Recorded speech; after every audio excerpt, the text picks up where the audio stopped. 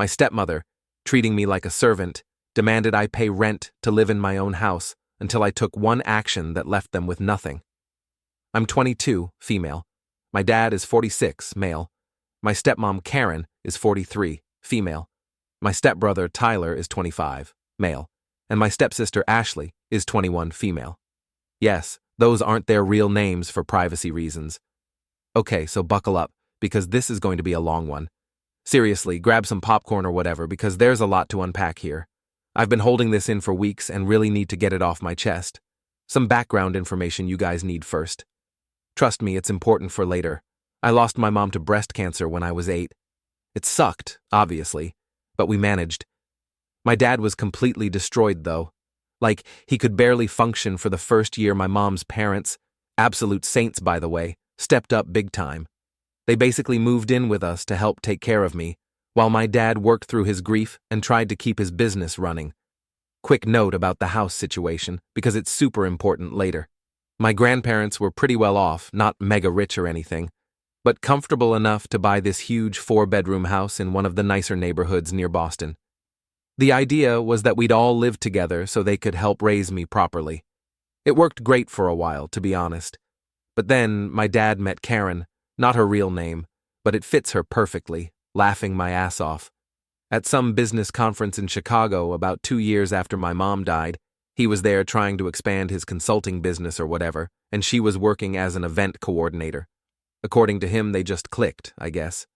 Karen saw her chance with a grieving widower who owned his own business because she literally moved across the country to be with him after only knowing each other for like 3 months.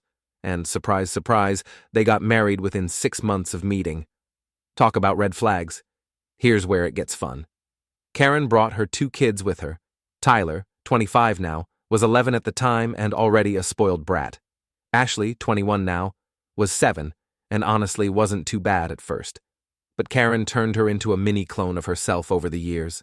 My grandparents tried to be nice about it, they really did, but I remember overhearing them talking late at night about how they didn't trust Karen. They thought she was just after Dad's money. Plot twist, they were right. But they kept quiet for Dad's sake, because he seemed happy for the first time since Mom died. The first few years were rough. Karen started small with her nonsense. Little comments about how the house was decorated old-fashioned. It wasn't. How the kitchen needed updating. It didn't. How my grandparents were set in their ways. They weren't. But then she got bolder. She started rearranging furniture without asking. Threw out some of Mom's old decorations, claiming they were collecting dust, and slowly started taking over the house. My grandparents were too polite to say anything, and Dad was too love-blind to notice. Then the chores started. At first it seemed normal, everyone should help around the house, right? Except everyone turned into just me. Tyler was too busy with sports. He sucked at basketball, but Karen made Dad pay for private coaching anyway. Ashley was too young, even though she was only a year younger than me. By the time I was 12, I was doing most of the cooking and cleaning. Karen would literally check the baseboards with her finger to see if I dusted properly. Meanwhile, Tyler's room smelled like a combination of Axe body spray and old pizza. And Ashley's floor was permanently covered in clothes she was about to put away. Here's the really important part that I didn't know until recently. Before my grandparents passed away, Grandma in 2019 from heart problems, Grandpa followed barely 3 months later because he couldn't live without her. They put the house in my name. Like, legally it's mine. All mine. They must have seen this drama coming from a mile away and wanted to protect me. But I didn't know about it. No one told me. Dad knew, but I guess he didn't think it was important to mention. Spoiler alert, it was very important. Karen obviously had no clue either, or she would have tried to get her name on the deed somehow. So, for the past few years, I've basically been living as a servant in my own house, cooking, cleaning, doing everyone's, laundry, yes, even Tyler's nasty gym clothes, while Karen sat on her ass watching Real Housewives and complaining about how I loaded the dishwasher wrong. Tyler graduated college 2 years ago, barely. Pretty sure Dad paid someone off, to be honest, and hasn't worked a single day since. He claims he's trying to be a content creator, but his TikTok has like 200 followers, and it's all just him doing those cringe dance trends badly. Ashley's in her 3rd year of college, supposedly studying business, but really just partying and posting aesthetic Instagram pics of her Starbucks cups. Dad pays for everything: her apartment near campus, which she barely uses because she's always at home, her car, which she crashed twice, her credit cards, which she maxes out monthly. And there I was, working part-time at Starbucks, while taking online classes, doing all the housework, and trying to save up money because Karen kept hinting that I needed to start contributing to the household. The day everything went down started like any other crappy day in my house. I'd just finished an 8-hour shift at Starbucks. Some Karen, lowercase k, yelled at me about almond milk, but that's another story, and I was exhausted. But of course, I still had to come home and cook dinner, because heaven forbid Tyler moves from his gaming chair or Ashley puts down her phone. I'm in the kitchen making this pasta recipe I found on TikTok. Not gonna lie, it actually slaps. And Karen comes strutting in, wearing one of her supposedly designer outfits. Pretty sure it's from Ross, but whatever. She's got this look on her face. You know the one like when a teacher catches you passing notes in class? Yeah, that one. She sits down at the kitchen island, watching me cook like a hawk. I'm already on edge because she always finds something to criticize about my cooking. Last week it was too much garlic, literally impossible by the way. The week before it was too spicy, it was literally Alfredo sauce. Then she drops this bomb on me. We need to have a serious discussion about your living situation. I'm like, excuse me? What living situation? I've been here longer than you, lady. But she continues, your father and I have been talking, and we think it's time you start paying rent. After all, you're working now, and it's not fair for you to live here for free while we cover all the expenses. Y'all, the audacity of this woman. I'm literally standing there, wooden spoon in hand, sauce probably burning, just trying to process this nonsense. Meanwhile, I can hear Tyler upstairs screaming about his KD ratio in Call of Duty, and Ashley's TikTok sounds are blasting from the living room. So I ask her, trying to keep my voice level because I'm petty but not stupid, what about Tyler and Ashley? Are they paying rent too? She does this thing where she dabs her mouth with a napkin, even though she hasn't eaten anything. She learned it from Real Housewives, I swear. Then she hits me with, well, that's different. They're my children, and they're still getting established in life. Tyler is working on his content creation career, and Ashley is focused on her studies. I almost laughed out loud. Tyler's content creation career consists of badly lip-syncing to trending sounds and playing Fortnite on Twitch for literally 3 viewers. Pretty sure one is his mom and another is his alt account. And Ashley's studies? Girl hasn't opened a textbook since freshman year orientation. But here's where it gets good. Karen starts laying out her reasonable rent requirements, $800 a month in this economy, plus utilities, plus I would still be expected to help out around the house, also known as continue being their maid. I'm standing there, stirring this pasta sauce, and something in me just snaps. You know that moment in movies where everything goes quiet and clear? It was like that. All these years of being treated like Cinderella, all the snide comments, all the extra chores, all the times I had to wash Tyler's crusty gym socks or pick up Ashley's fake lashes from the bathroom floor. It all just hit me at once. So I turn off the stove, safety first, laughing out loud, put down the spoon, and look Karen dead in her over-Botoxed face. Let me get this straight, I say, and my voice is weirdly calm. Tyler, who hasn't earned a single dollar since graduation and spends his days yelling at 12-year-olds on Xbox, doesn't have to pay rent. Ashley, who maxes out her credit cards buying Shein hauls and has never touched a vacuum in her life, doesn't have to pay rent. But I do? Karen's face does this weird twitchy thing, probably the Botox fighting with her facial muscles. She starts going on about how I'm more established, and how family helps family and some other nonsense she probably read in a Facebook mom group. That's when I decided to drop my own bomb. But first, I called everyone to the dining room, told Karen I wanted to discuss this as a family, used her own manipulative tactics against her, laughing my ass off. Tyler whined about leaving his game, and Ashley acted like getting off the couch was literal torture, but eventually everyone was sitting at the table. The pasta was cold by this point, but I didn't care. I had lost my appetite anyway. Karen starts explaining her proposal to everyone, acting all official like she's some kind of CEO. Tyler's smirking, probably thinking about how he can spend his allowance on more V-Bucks now that I'll be paying the bills. Ashley's recording everything for her private story. Girl loves drama, as long as it's not about her. And that's when I did it. That's when I said the words that changed everything. I'm not paying rent because this house belongs to me. The silence that followed? Oh my God, I wish I had recorded it, you guys. I wish I had a picture of their faces. It was like I had just spoken an alien language or something. Tyler actually stopped mid-bite, his fork just hanging there with spaghetti falling back onto his plate. Gross. Ashley's jaw literally dropped, the first genuine expression I've seen on her face since she discovered filters. But Karen? Oh man. Karen's reaction was priceless. You know that loading wheel you get when your computer freezes? That was her face, like her brain literally couldn't process what I just said. Then they all started laughing, like full-on hysterical laughing. Good one, Tyler snorts, pasta sauce on his chin. I swear this dude eats like a toddler. Did you get that from TikTok or something? Ashley's already got her phone out, probably thinking this would make great content for her Relatable Family Moments series, which has like 50 followers max. Karen's trying to laugh too, but I can see the panic starting to set in. She's got that look she gets when her credit card gets declined at Nordstrom Rack. Happens more than you'd think. What are you talking about? She tries to sound dismissive, but her voice is shaking. This house is mine and your father's. This is where it gets good. I just lean back in my chair, trying to channel that calm villain energy, and say, why don't you call Dad and ask him? Karen's fake nails start tapping on her iPhone screen so fast I thought she might crack it. Kind of wish she would, to be honest, because guess who would have to go get it fixed? Me.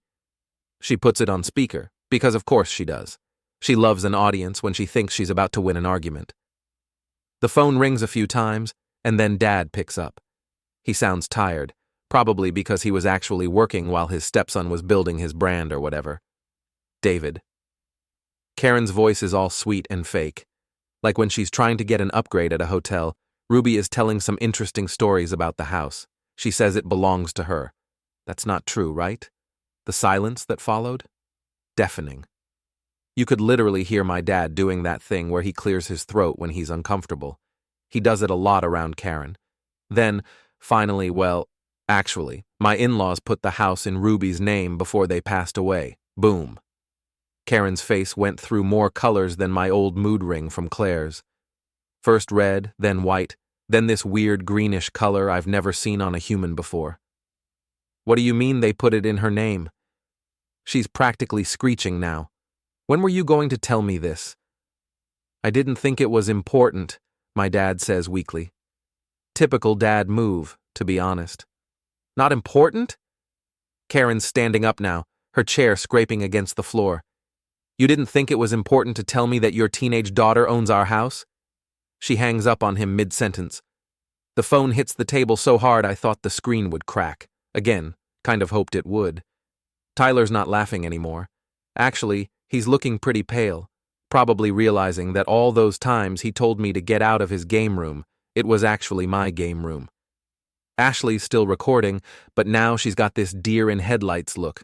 I can practically see the TikTok drafts being deleted in her mind. Karen's breathing like she just ran a marathon in her fake Louboutins, trying to compose herself, but failing hard. Well, she says, attempting to sound calm but failing hard. This has clearly been a misunderstanding. Of course you don't have to pay rent, Ruby. Let's just forget this conversation happened. But here's the thing. I didn't want to forget. I was done forgetting all the nonsense they'd put me through over the years. Done being the family doormat.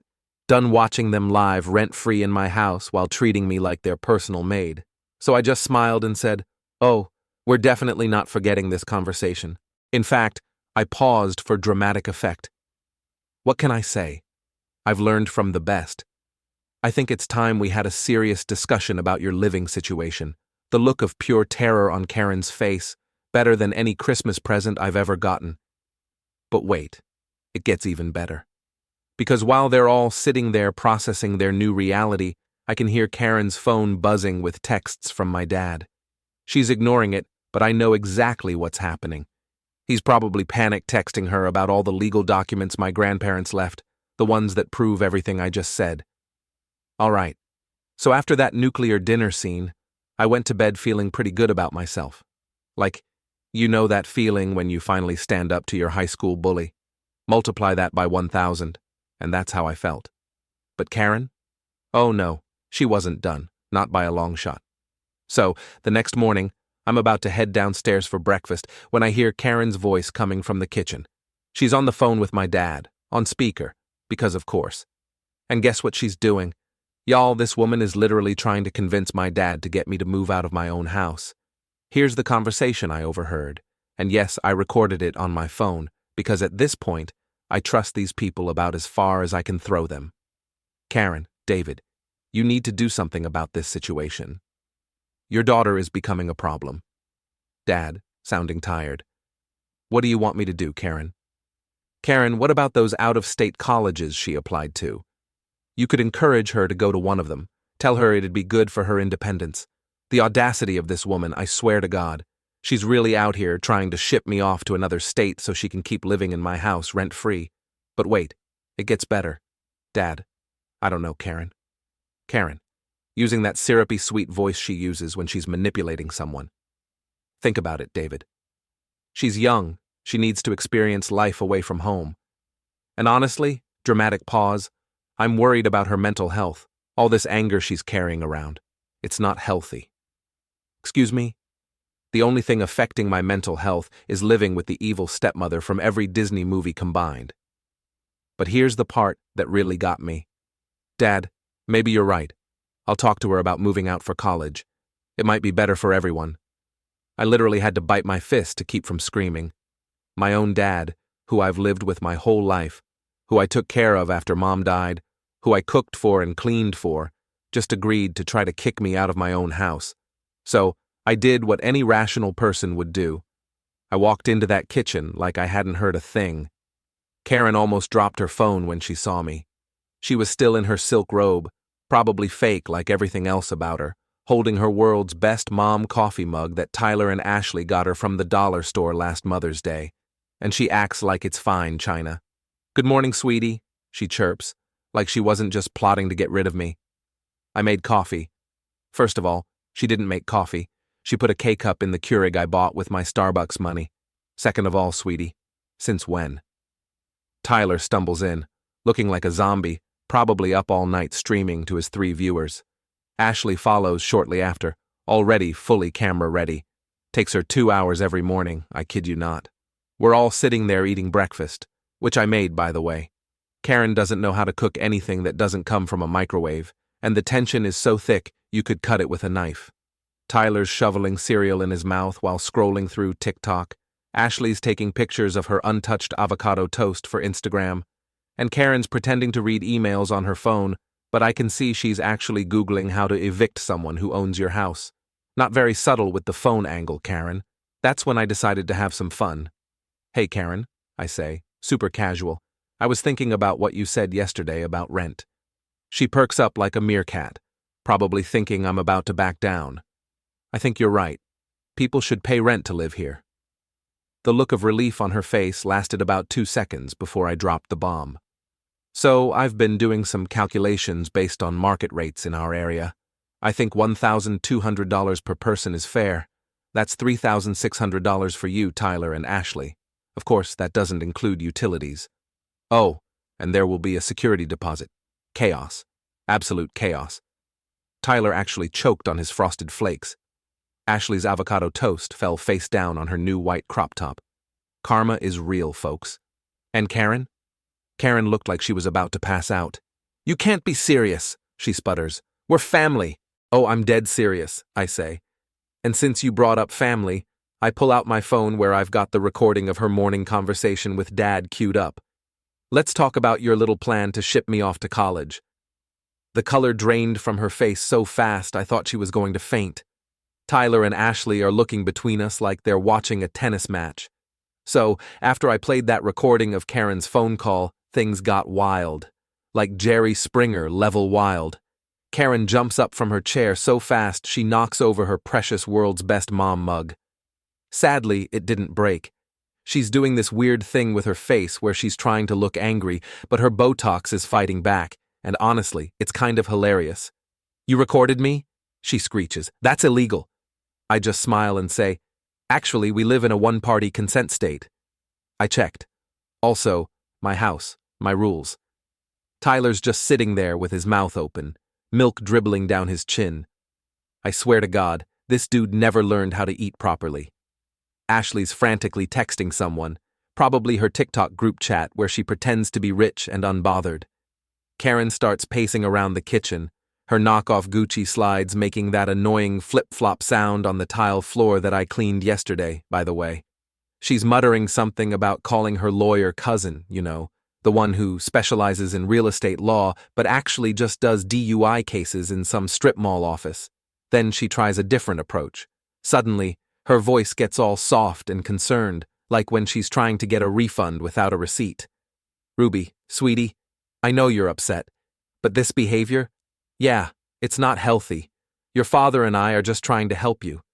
Maybe some time away would be good for you. There's this lovely college in Michigan." I cut her off right there. "Karen, let me make something very clear. I'm not going anywhere. This is my house. The deed is in my name. And if anyone's going to be leaving, it won't be me." That's when she lost it completely. "You ungrateful little." Not going to repeat what she called me, but let's just say it wasn't very world's best mom of her. She starts going off about how she raised me like her own by making me their maid, how she sacrificed everything to be a good stepmom by shopping at TJ Maxx instead of Nordstrom, and how I'm tearing this family apart. What family? Meanwhile, Tyler and Ashley are having their own meltdowns. "Tyler, this is bullshit. I'm not paying rent. I'm about to blow up on Twitch." Narrator, he was not about to blow up on Twitch. "Ashley, Daddy won't let you do this. He loves us more than this stupid house." Spoiler alert, he doesn't. I just sit there, sipping my coffee that I made, because Karen still can't figure out how to use the French press. Watching them spiral, it's like every bit of entitlement and privilege they've been harboring is just spewing out. Then Karen pulls out her trump card. She grabs her phone and starts calling my dad again, probably expecting him to rush home and fix everything like he usually does. But plot twist, I've been texting with Dad all morning, sent him the recording, explained everything. For once in his life, he's actually backing me up, kind of, in his own weak way. When he answers, he's on speaker again. "Karen, David, you need to come home right now. Your daughter is out of control." Dad, sounding surprisingly firm, "Karen, we need to respect that it's her house. Maybe we should start looking for a new place." The silence that followed. Oh my God, you could hear Tyler's brain cells trying to process this betrayal. All three of them. Karen's face goes through this fascinating journey. Shock, anger, disbelief, and finally, fear. Real fear. Because it's finally hitting her. She's about to lose everything. The cushy life, the free ride, the power trip she's been on for years. That's when she makes her biggest mistake. She turns to me, gets right in my face and says, "Listen here, you little buh. I don't care whose name is on the deed. This is my house. I've lived here for 12 years and no spoiled brat is going to kick me out. I will make your life hell. Perfect. Just perfect." Because guess what? I've been recording this whole conversation too. Not only that, but I'd already talked to a lawyer. Shout out to our legal advice for the recommendations. Turns out, threatening the legal owner of your residence isn't a great idea. Who knew? Okay, so remember how I mentioned talking to a lawyer? Best decision ever. Turns out my grandparents didn't just put the house in my name. They set up this whole legal thing, trust, estate, I don't know, legal terms, that basically makes it impossible for anyone to contest it. My lawyer literally laughed when she saw Karen's legal threats in the texts I showed her. But let me back up a bit. The day after Karen's little meltdown, I went nuclear. I served them all with real eviction papers like official court documents and everything. The look on Karen's face when she got served? Priceless. She actually tried to refuse to take the papers, but apparently that's not how it works. Thanks, Reddit. Tyler's reaction was exactly what you'd expect. He threw his gaming chair down the stairs and broke it. "Karma, hello?" Ashley had a full Instagram live meltdown. Gained like 200 followers, though, so congrats, I guess. But Karen? Oh man, Karen went full psycho. First, she tried calling every lawyer in town. Like, literally every single one. But here's the thing about small-town lawyers. They all know each other. And after the first couple told her she had no case, word got around. Even her DUI cousin wouldn't touch it. Then she tried the social media route, posted this long, dramatic Facebook status about how her ungrateful stepdaughter was trying to make her family homeless. But that backfired hard when one of my mom's old friends commented with receipts about how Karen had treated me over the years. Side note. Shout out to my mom's friend Sarah, who's been keeping screenshots of Karen's nonsense for years. The hero we didn't know we needed. The best part? Karen's fancy friends from her country club started distancing themselves. Turns out they don't like associating with someone who's about to be homeless. Funny how that works. Meanwhile, Tyler and Ashley are having their own crises. Tyler finally realized that being a content creator isn't actually a job when you have 247 followers and your main content is raging at Fortnite. He tried applying for real jobs, but turns out professional gamer unofficial doesn't look great on a resume. Ashley's sorority friends found out about everything because she posted it all on her private story but has like 200 followers. Now they're all gossiping about how her designer bags were probably fake and her dad isn't actually rich. She's having a full identity crisis. But the real drama came when Karen tried her last desperate move. She waited until I was at work and tried to rearrange some things in the house. By rearrange, I mean she tried to take some of my mom's old jewelry that my grandparents had left for me. Unfortunately for her, I had already installed security cameras after the eviction notice. Again, thanks Reddit for the advice. Got her on video, clear as day, trying to stuff my mom's antique necklaces into her tacky Michael Kors bag. Called the cops, filed a report, showed them the footage. Y'all should have seen Karen trying to explain to the police officer why she was just moving jewelry that didn't belong to her. Her fake tears didn't work this time, probably because her mascara wasn't even running. Waterproof makeup really ruins the dramatic effect. The officer was this older lady who took one look at the situation and was not having it, especially when Karen tried to play the "but we're family" card. Officer ma'am, attempting to steal from the legal owner of this house isn't a family matter. I didn't press charges yet because, honestly, having this on record for the eviction case is better. My lawyer was thrilled. Speaking of the eviction, remember how Karen always bragged about her investment accounts and how she was independently wealthy before meeting my dad? Yeah, turns out that was all nonsense. She has literally nowhere to go and she's freaking out. She tried calling my dad's sister for help, but my aunt, who never liked Karen, just sent her a link to apartment listings in the sketchy part of town. I actually felt bad for half a second until I remembered the time Karen accidentally donated my mom's Christmas ornaments to Goodwill. The worst part? My dad finally grew a spine, kind of.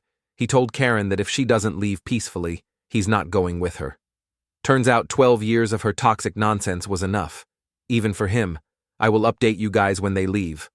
Final update, so, after the whole jewelry attempt, Karen knew she was screwed. But being Karen, she had to make the exit as dramatic as possible. The day before the final eviction deadline, she tries one last power play, calls this family meeting, LOL, what family, and comes strutting in, wearing her fake Chanel suit, the one with the obviously wrong pattern that she swears is vintage. She's got this whole speech prepared about how she's choosing to leave because she can't stand the negativity or whatever. Karen starts this whole monologue about how she's taking the high road. Since when is being legally evicted taking the high road? Then she drops what she thinks is her trump card. Your father and I have decided to move to Florida. We just bought a beautiful house in Tampa, much nicer than this old place. First of all, they didn't buy anything. I literally saw her GoFundMe for family in crisis needs, housing that got exactly $43 in donations, mostly from her MLM group. Second, my dad wasn't even there for this announcement because he was at a hotel. Turns out, watching your wife try to steal your dead wife's jewelry is kind of a mood killer. Who knew? But here's where it gets good. While Karen's doing her fake graceful exit speech, the moving guys I hired start showing up. Like, right in the middle of her "this house was beneath me anyway" rant. There's these big dudes walking in with boxes and dollies. Karen's face does that weird frozen thing again. Botox plus rage equals comedy gold. She starts screaming about how she wasn't ready and needed more time to sort her belongings. The head mover guy, shout out to Mike, You're a real one just looks at her and goes, "Ma'am, we have strict instructions. Everything gets packed and moved to your storage unit today. If you want your stuff, you'll need to take it up with the court." Y'all, she lost it. Full nuclear meltdown.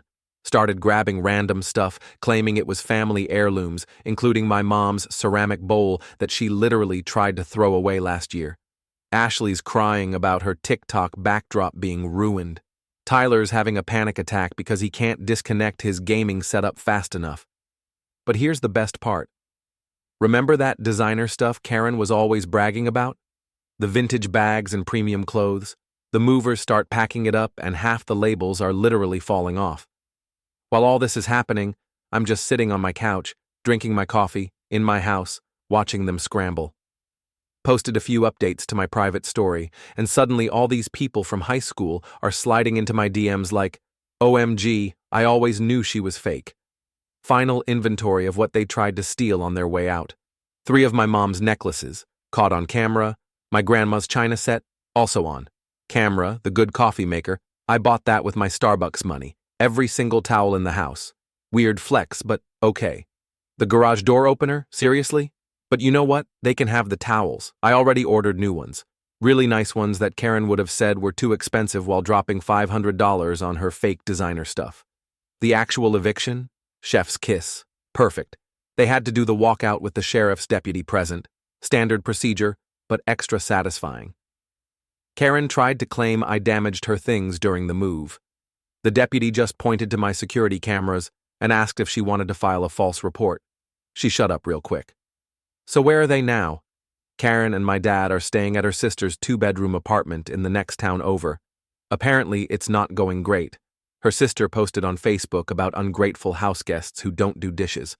Tyler had to sell his gaming setup to pay for a deposit on a room in some sketchy house share.